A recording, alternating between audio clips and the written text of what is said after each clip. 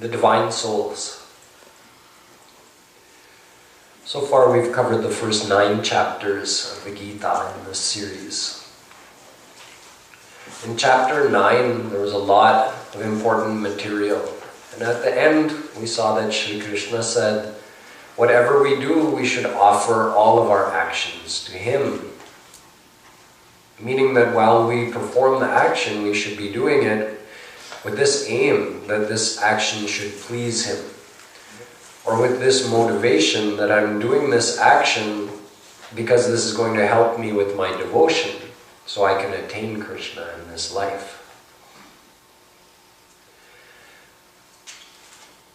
In the 10th chapter, Shree Krishna describes the process of God realization.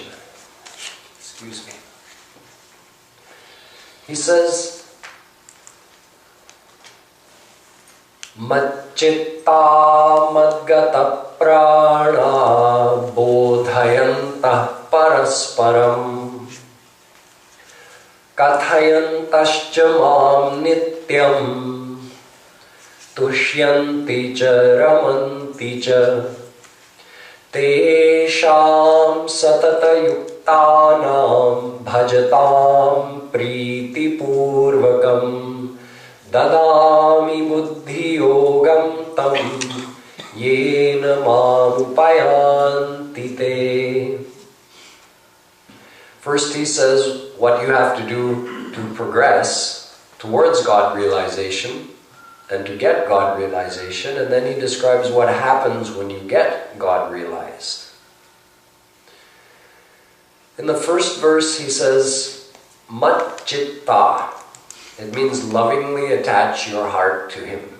So here he's describing bhakti. He's describing loving devotion. Macchitta. Our chit, our heart, it has a loving nature. We're always lovingly remembering something. Jehi te kachu nij swarath hoi ta paramamta karai sab koi. Tulsidas Ji says, whatever we believe will give us happiness, we naturally think about that person or that thing a lot. So this is called chintan, or remembrance. Doing that same kind of remembrance for God creates attachment in Him. Kripaluji Maharaj, whom I told you, all of whatever I'm sharing with you is only what I've been able to learn from him. He always says that in order to become God realized, you don't have to learn a single new skill. You already have all the skills you need to become God realized. You just have to apply them in the right way. So what does our mind do? What is its skill? It seeks happiness, and wherever it believes it will find happiness, it constantly remembers that thing. Then how are we going to get our mind to think of God? Because whatever you think of, that thing you get attached to. The only way that we'll get our mind to think of God is if our mind starts believing that there's happiness in God. Otherwise, why would our mind think of God? Then still, anytime we think of God, we'll only ask Him for the world. That's a key point and a key measurement of a person's understanding. When they pray to God, are they asking God for the world? That's pakka pramana. It's solid proof that that person believes there's happiness in the world, not in God. If he believed there was happiness in God, why would he ask for the world? This is after receiving all the knowledge. We all understand, we've all been told that God is Anand, God is Satchit Anand. Anand means divine bliss, perfect happiness.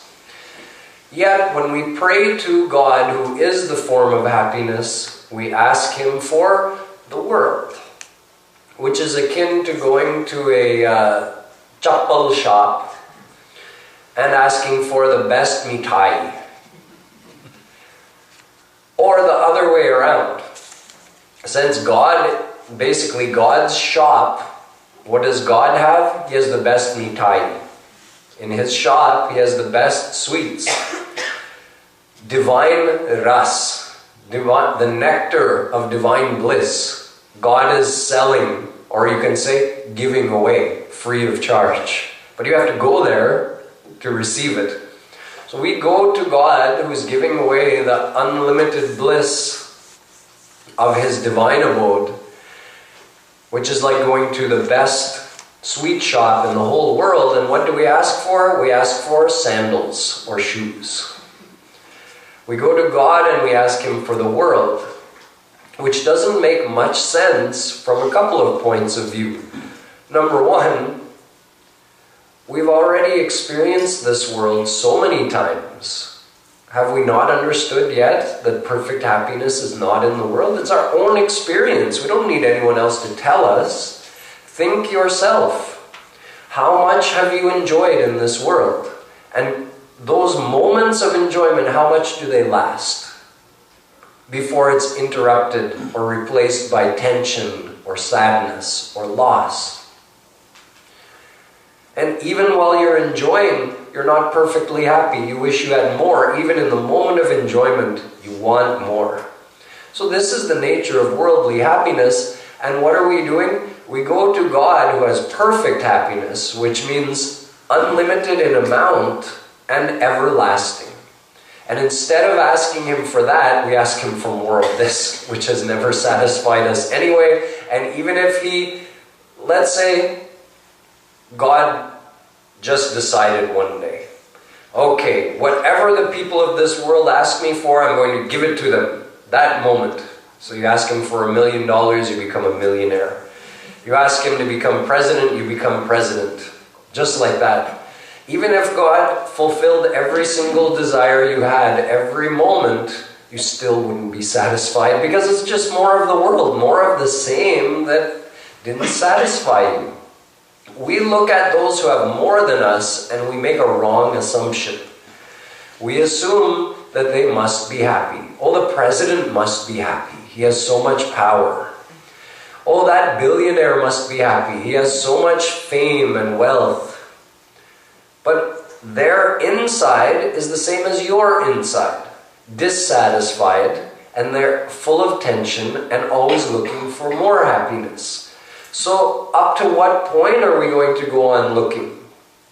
Indro vanchati brahma padam. Even Indra, the king of the celestial gods, even he looks at Brahma's status and thinks, oh, he has so much more fame and power than I do, and luxury in his abode. I want that. Even Indra is unhappy with what he has. And that's what we go to God and ask him for. So this one word, mat-chitta, attach your mind to God. It's a big deal. It's one word. It means everything. That's why we say, mana eva manushyanam karanam bandha mokshayo. Our scriptures tell us in many, many places, the mind alone is the cause of bondage and liberation. If you attach your mind in the world, you're bound. We are all bound right now. We just multiply that bondage. And if you attach your mind to God, you're relieved from all the bondages. Bondage of Maya, bondage of birth and death, bondage of karma, all of that is released. But you have to attach your mind to God. And when will your mind get attached to God? When you start thinking of God as your potential source of happiness.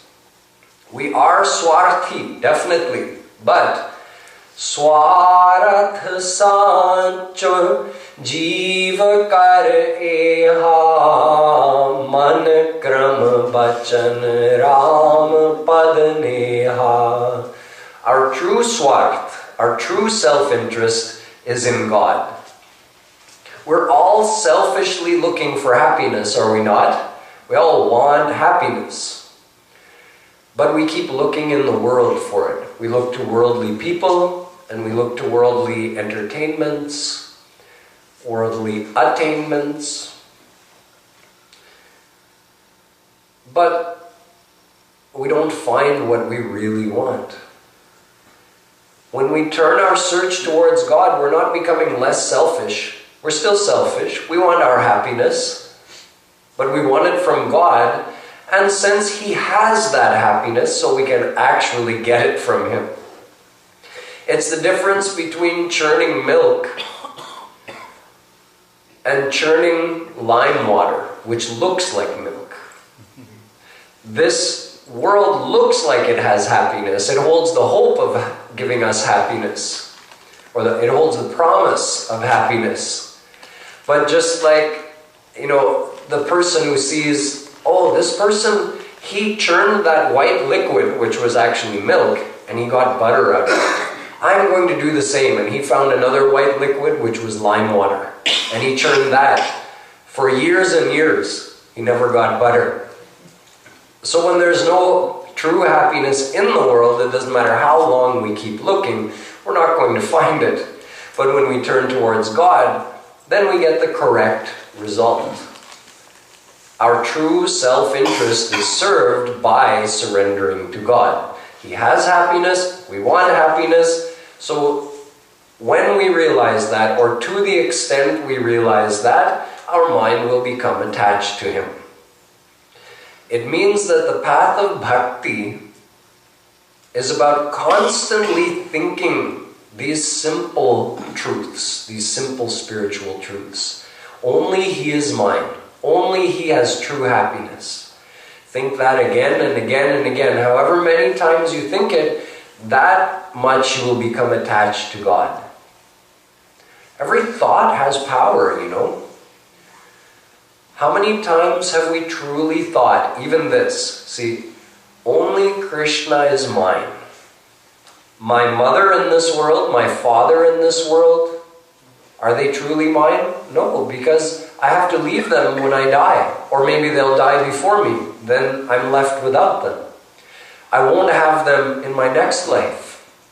Or even if I did, I won't remember. So what's the difference? My children, they're not mine either.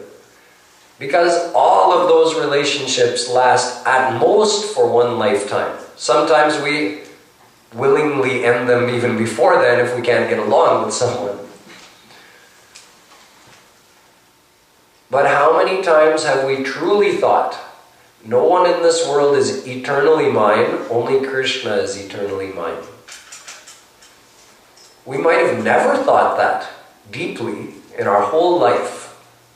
So what if you thought it 50 times in one day? That's the same process we use to get attached in the world. You think, this person is mine. He's mine. He's mine. That's how we get attached. And that's why we're so attached in this world that even when we pray to God, we ask Him for the world. We develop that attachment through repeatedly thinking about that. So start thinking about Krishna that way. What if you thought that 10 times in a day? It has a big effect. It's a powerful thought. Just those two things. He alone is mine.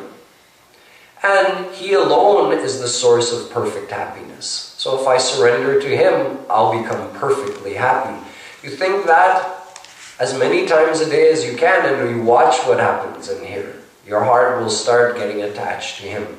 That's our sadhana. That's the effort we have to put in to attach our mind to Krishna. Mat chitta mad gata prana. He says, prana means your life. You should feel that your life is for me, Krishna is saying. And why not? Just like Sugriv says in the Ramayana, Deha dhare kar yah phal bhai, bhajiya Ram sab kaam bihai. He's talking to Hanumanji and Nal and Neel and Jamvant, all the warriors before going to battle with Ravana. And he says, you don't worry if you die in this battle or not. You know why? The point of having this body is to get to do bhakti to Ram. So giving your life for Him, that's the goal of your life. So leaving all the material desires, worship Ram.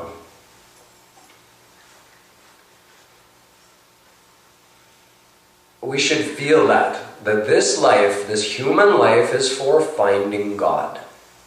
Mat prana. Bodhayanta parasparam. We all like to talk. We like to socialize. We like to be with people. Here Shree Krishna says, when you're with people, why not try to associate with those people who want to talk about me? Bodhayanta parasparam kathayantascha mam nityam. Bodhayanta means talk philosophy. Kathayanta, talk about my leelas. What do we normally talk about? Even if we meet someone just for a few minutes, normally we're complaining. It's true. And maybe that's because we think the other person doesn't want to hear how happy we are. And then, oh, he's probably miserable, so why should I tell him how happy I am? I'll share my miseries with him. My boss is like this, my coworker is like this, my husband's like this, my wife is like this, my kids did this today.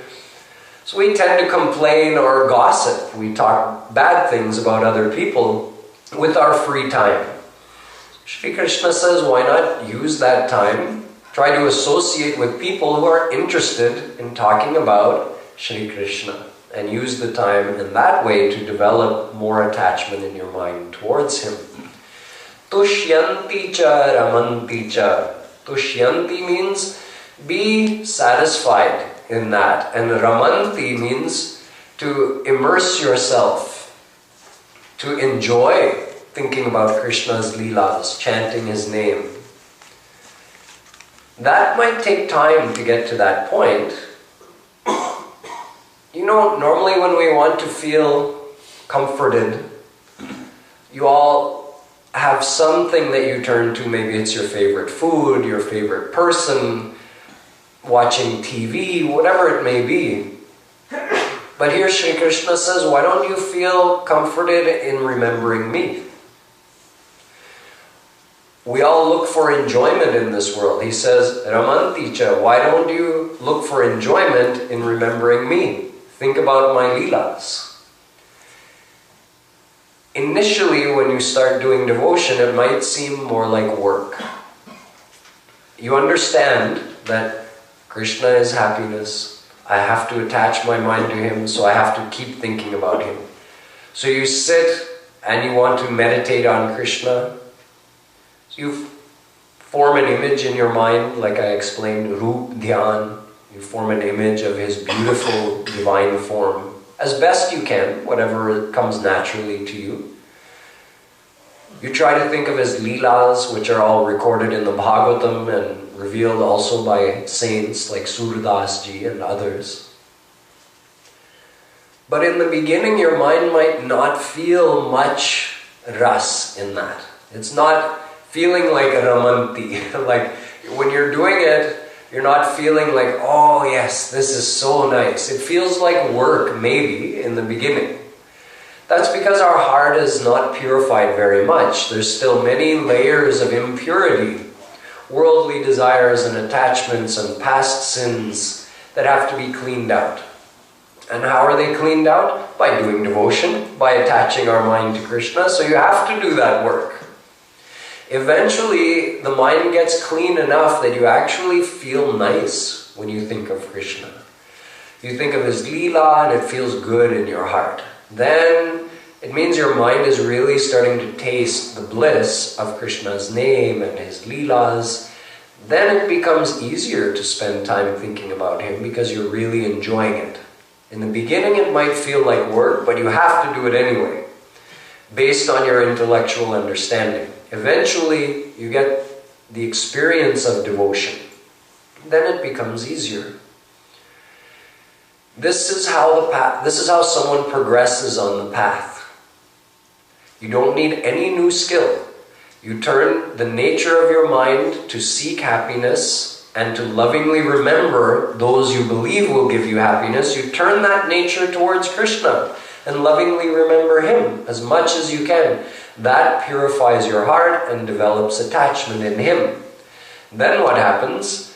Tesham satata yuktanam bhajatam priti purvakam. He says this individual who priti means lovingly. Priti purvakam bhajatam. He worships me lovingly like this, lovingly remembering me all the time. Satatam, all the time. Then what happens? His mind gets totally purified. 100%. Then Shree Krishna says, Dadami buddhi yogam tam yena mamupayanti te. At the moment of God realization, you receive His divine power. It's called Swarup Shakti. It enters your mind because now your mind is 100% attached to Him. And your mind has become 100% pure, but it's still material. It's material but pure. Now when Swarup Shakti enters your mind becomes divine. So he says, Dadami, I give, Buddhi Yogam. I give my divine mind to you. The same divine mind Krishna has, He gives to us. Or you can say He divinizes our mind. He makes it divine. Then, Yena mamupayanti te, then you can know me. You can experience me. How do you experience Krishna? With your 5 senses, which also became divine through His Swarup Shakti. So He divinizes your mind, He divinizes your senses, then you can see Him, you can smell, taste, touch, hear, the same way you experience this world. But when you experience this world, you're only experiencing material things with your material senses. When you experience Krishna, you're experiencing the form of divine bliss with your divine senses. So you experience divine bliss. This is the process of devotion and the process of God realization. The Guru is also part of this. Krishna does not mention the Guru here. He mentioned him previously in the 4th chapter when he said, Tadvidhi pranipatena pariprashnena sevaya upadekshyanti te jnanam jnaninas tattvadarshina. He says, Arjun, if you want to know God, you need a Guru. That Guru must be jnanina and Tattva Darshina. Jnanina means he has a total knowledge of all the scriptures. And Tattva means God. Darshina means to see. He must have seen God. Then he's qualified to be a Guru. So surrender to such a Guru. Ask him questions. Serve him. And over time he will be able to impart knowledge to you. And he'll help you follow the path of devotion. So Guru's part of this process also, and in fact, it's the Guru who in the end gives you that Swarup Shakti, which divinizes your mind and reveals God's divine form. That's another key point, that a true saint is required for that final step to attain God. These are just 2 verses from the 10th chapter. In addition, Shree Krishna says, Aham sarvasya prabhavo matta sarvam pravartate. O Arjun, this whole world is from me, this whole world and all the souls, and pravartate, it's existing through me or because of me. We talked about this yesterday, but he reiterates this in every single chapter. I told you that in every chapter there are certain points that are repeated. Here Sri Krishna reminds Arjun that the souls and the world come from him. But that doesn't mean that they're not eternal. He didn't create them. Remember, there's a cycle of pralay and srishti. Pralaya means the dissolution of the universe, and Srishti means the manifestation of the universe. So Krishna pulls the universe within him, Yatha yathorna nabhi srijate grinate cha. Ved says, just like a spider spins a web and then eats it, and then spins it and eats it. Same way God produces the world and pulls it in, produces the world and pulls it in. He sends the souls out to be born in the world and He brings them back in during Mahapralaya. And while they're out, meaning while the world is manifested and the souls are living in the world and performing actions, everything is happening through God's grace. But remember, this doesn't mean God is controlling everything. God is upholding the existence of Maya, and He's keeping this Mayic energy activated, but Maya functions according to its own material qualities. And He's giving life to the souls, but He's not controlling their actions. We talked about this yesterday. So He says, they're active because of me, but at the same time, He's not controlling our actions. Then Arjun asks Him, he says, Krishna, can you please tell me more about your almightiness, your almighty greatness?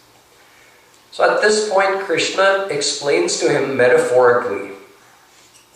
There's quite a sequence, quite a long sequence, where he says, Ahamatma gudakesha sarvabhuta sthita Ahamadishcha madhyancha bhutanamanta evacha. He says, I am the soul in every living being. I was there in the beginning, before everything. I'm there in between, in the middle, and I'll be there in the end when everything is gone. In the beginning means before the creation of the universe. Madhya means now. And Ant means after, when Krishna again dissolves the universe. He was there before, He's here now, He'll be there after. He goes on to say, telling, how is Krishna going to explain how great He is? He's God. His greatness is unlimited. What is He going to say? So he tried to explain metaphorically. He said, Arjun, understand like this. Out of all he gave so many examples. Out of the 8 Vasus, I am fire, meaning I'm the best. Out of all the bodies of water, I'm the ocean. Out of all rivers, I'm Ganga. Out of all the elephants, I'm Airavat, Indra's elephant. Out of all the warriors, I am Ram. Out of all the Rudras, I am Shankar Bhagwan. He even says, out of all vices, I am gambling. Out of all the Vedas, I am Samved. Out of all beasts, I am the lion. Among men, I am the king. Among Devtas, I am Indra. In other words, he's saying, I am the best of everything. And he said this in the beginning, Ahamatma gudakesha sarvabhuta shayasthita. I reside in the heart of every soul as his Atma. Again, this could be a confusing verse, but based on what you learned yesterday, you can understand. There are places in the Vedas where the word Atma actually is for God. And there are places where the word Atma is for the individual soul. Because he's Paramatma, right? He's also Atma, he's Paramatma. And we're also Atma, we're Jivatma. We're individual souls who are Ansh of his soul power. And he's Paramatma, he's giving life, one single God, giving life to unlimited souls. So here he says, I am the soul residing in every being. It means he's the soul of your soul. He's the most important part of you. He's giving life to you. After explaining all of this, in the end, he says to Arjun, Yadyad vibhuti matsattvam Shri madurjitameva va tattadevavagachatvam mama tejonsha sambhavam. Hey Arjun, what can I tell you? I can't go on explaining forever. Just understand this much, that whatever greatness, whatever is illustrious, whatever is brilliant, whatever is powerful in this world, it is all receiving that greatness from one tiny fraction of my power. And in the end he says, in fact, Arjun, you're not going to understand by me just telling you anything. How long can I go on explaining? Athava bahunaitena kim gyatena tavarjuna kim gyatena. What will you know by listening to me explaining it? Vishtabhyahamidam kritsna mekanshena sthito jagat. Just know this, Arjun, that I omnipresently envelop every particle of this whole universe with a fraction of my power. So you can imagine what is my almightiness. This is how the 10th chapter ends. In the beginning of the 11th chapter, Shree Krishna is questioned by Arjun. Actually, Arjun says, Moho yam vigato mama. O Krishna, all of my doubts, my infatuation, my confusion, it's gone.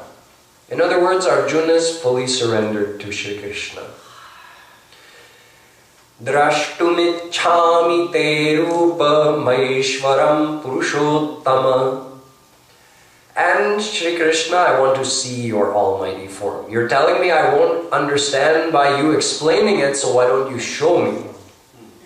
See, that's the difference between theory and experience. Just intellectually knowing something is not enough. You have to experience it for yourself. Then you get the real knowledge. So, Sri Krishna first said, Natumam shakyase drashtu manenaiva svachakshusha. Arjun, you can't see me with your eyes. Remember, I told you a few days ago, when your kids ask you, if God is everywhere, why can't I see Him? You tell them, because God is divine and you need divine eyes to see Him. Here Sri Krishna tells Arjuna that you can't perceive my divinity with your material eyes. You can't see me as I really am with your material eyes. But since you are fully surrendered to me, Divyam dadami te chakshu pashyame yogamaishvaram. I'll give you divine eyes. And with those divine eyes, you'll see my divine almighty status. That's what Arjun asked for, and that's what he got. So what did he see? He described in many, many verses. So what did Arjun see when Krishna graced him in this way? We'll hear that tomorrow.